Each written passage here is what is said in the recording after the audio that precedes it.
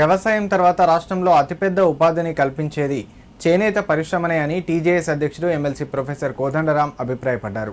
మన రాష్ట్రంలో 50,000 పైచీలకు మగ్గాలు ఉన్నాయని రాష్ట్ర ప్రభుత్వం చేనేత కార్మికులను అన్ని విధాలుగా ఆదుకోవాలని కోరారు.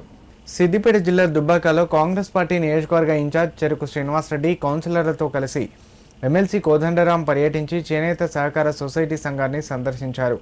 నేత కార్మికులు నేస్తున్న వస్త్రాలను పరిశీలించి వారి సమస్యలను అడిగి తెలుసుకున్నారు. ఈ సందర్భంగా మాట్లాడిన ఆయన చేనేత అంటేనే దుబ్బాక అని, దుబ్బాక అంటేనే చేనేత అని అన్నారు. ప్రధానంగా గొల్లబామ చీరలు నేయడానికి దుబ్బాక ప్రాంతానికి ఒక ప్రత్యేకత ఉందన్నారు. ఇలాంటి చేనేత కార్మికులను ఆదుకోవాలంటే నూలు దారాన్ని కార్మికులకు ప్రభుత్వాలు తక్కువకు అందించి చేనేతలు తయారు చేసిన వస్త్రాలను కొనుగోలు చేసి ఎప్పటికప్పుడు బిల్లులు ఇవ్వాలని అన్నారు.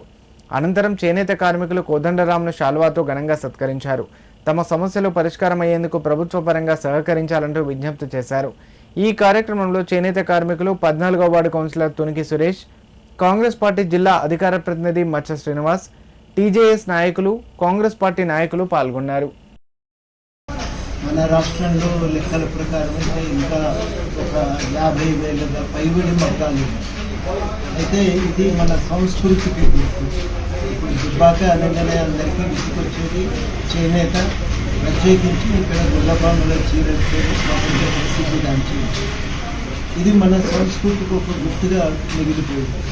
ఇట్లాంటి ఒక గొప్ప వృత్తిని ఇవాళ మరి మిషన్ బట్టలు వచ్చిన తర్వాత దాని నుంచి చాలా సమస్యలు ఎదుర్కొంటున్నారు. ప్రభుత్వం దీన్ని ఆదుకోవాలంటే తక్కువ ధరకు నూలు సప్లై చేయాలి.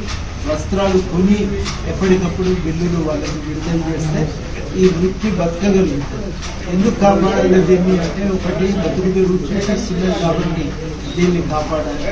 రెండు, ఇది మన సంస్కృతికి ప్రతీక కాబట్టి దీన్ని కాపాడాలి. మూడు, ఒక చేతి నుంచి చేయగలిగే ఏ పనినైనా అద్భుతంగా కాపాడుకుంటారు. యూరోపియన్ దేశాల్లో, అమెరికాలో చాలా గొప్ప కార్యక్రమంగా చూస్తారు దాన్ని. అట్లా దీన్ని మనం కాపాడుకోవడం అనేది చాలా చాలా అవసరం. దేవునికి బట్ట కావాలంటే మగ్గం మీద తీయాలి.